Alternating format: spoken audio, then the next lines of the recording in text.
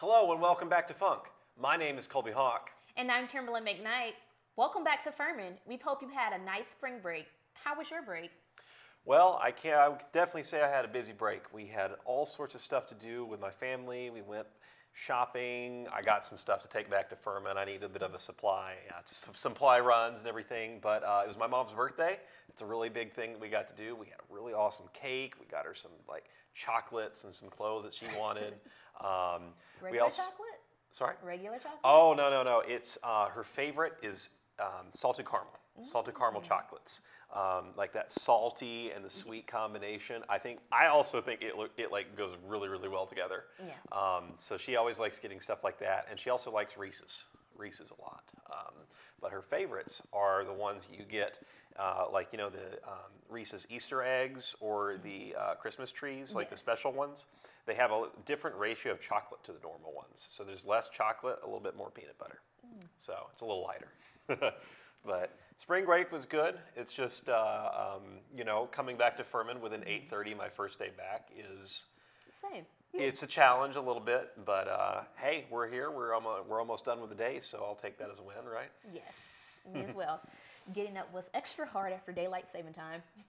Yeah, I think that's kind of a hard shift for everybody, but I do think a really good plus is that, hey, it's not dark at 5:30 now. Is it worth my extra hour, though? Well, you'll get over it hopefully soon. I think that it takes at least takes me about a week, I would say, to get over things. And then after that, it's great because I don't have to, go outside to get dinner at the dining hall or something, and it feels like it's 10 at night. So that's kind of a plus. We'll see after a week. We will see after a week.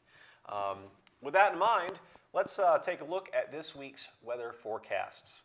So today has been, pretty cool with a high of 52 and a low of 43, along with a lot of rain and some cloudy skies today. But fortunately, the weather looks like it will clear up for the rest of this week, starting tomorrow on Tuesday with sunny skies, a high of 71 and a low of 43. Similar weather conditions will continue into Wednesday with sunny skies, a high of 73 and a low of 42. However, on Thursday, it is forecasted that some cloudy weather will roll in and the predicted temperature will cool down just slightly to a high of 70 and a low of 49. Enjoy the nice weather that we have this week. Here's today's word of the day, imperturbable. Imperturbable describes someone or something marked by extreme calm. An imperturbable person or thing is very hard to disturb or upset. This word can be used in sentences such as, the imperturbable captain did not panic when the boat sailed into the path of a violent storm, or nothing disrupted the contestants' imperturbable focus. Let's now shift gears over to today's This Day in History segment. On March 10th, 1959, approximately 300,000 Tibetan citizens surrounded the Dalai Lama's palace to prevent him from meeting with Chinese officials by himself at their camp. 7 days later, the Dalai Lama fled to India, where he remains today, to prevent him from being killed by Chinese forces who are positioning artillery pieces towards his palace. Today, the Dalai Lama still maintains his government in exile in India. Now for today's news stories. Amanda Felton, a business owner in Greenville, South Carolina, is accused of stealing more than $91,000 from a customer and is charged with breach of trust. An arrest warrant said Felton was the sole owner of Studio 511, an architectural and design service on Draper Street.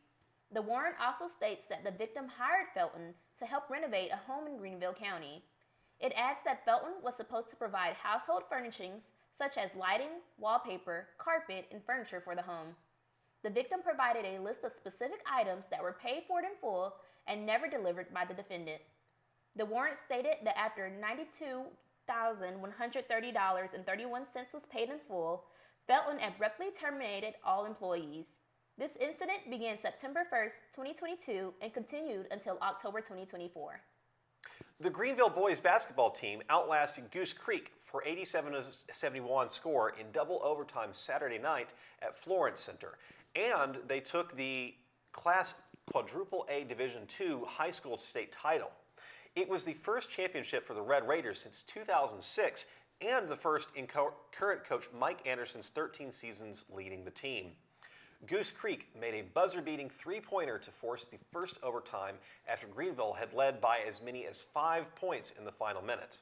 The Red Raiders, scoring 28-2, pulled away again in the second overtime, and this time they never let the Gators, scoring 25-4, get anywhere close.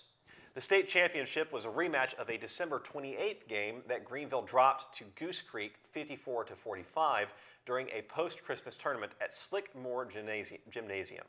The Raiders never lost again after that. The defeat, more importantly, what happened in the next practice, Coach Anderson said, is what started to make the Raiders tougher. Coach Anderson also added that, quote, after that Goose Creek game, a bunch of alumni guys came back and we had a scrimmage. I told them, I need y'all to rough them up. They're a little too soft, a little too pretty. They knew they were good. You know what I mean? The alumni guys roughed them up a little bit, then loved them up and said, this is how we do it. Former players all season long have been pushing this year's team to finish the job that they had started. Greenville won at least 20 games 5 times in the past 7 years, 48-8 in the previous 2 seasons. But it just couldn't add that 13th title in the program's history. As we enter March, we also honor Women's History Month. The week before break, a woman-owned clothing pop-up focused on campus mental health joined us at Library Steps. Lexia Janopoulos has more on that story. Here for you. 3 words that we often say to our close circle of friends. But this clothing company takes that to the next level, expanding the circle that we get to share that with. Ellie Haney is one of the co-founders for Here For You Clothing. She turned her personal struggle into encouragement for others. After I graduated college, which was in May of 2020, I kind of hit rock bottom where I was like, I can't keep living like this anymore. Like, I would rather, not to be morbid, but it's like I would rather be dead than live like this. And so I kind of had a breakthrough where I said out loud, I need help for the first time.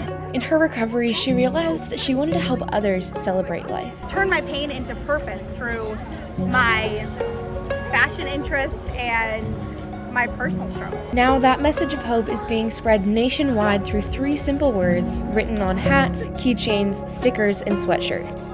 This week, Furman students got to participate in sharing the purpose because of the partnership with Furman Focus. Focus President Allie shares more on what that means.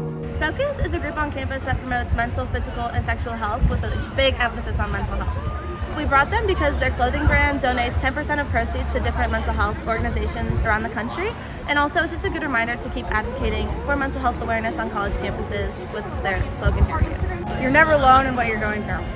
If you missed their pop-up here at Furman University, you can still shop online at hereforyouclothing.com. Thanks, Lexia. That's it for today's show. If you have any stories, questions, or comments, email can'tstopthefunc@gmail.com. I'm Kimberly McKnight. And I'm Colby Hawk. Thanks for tuning in, and we'll see you next time.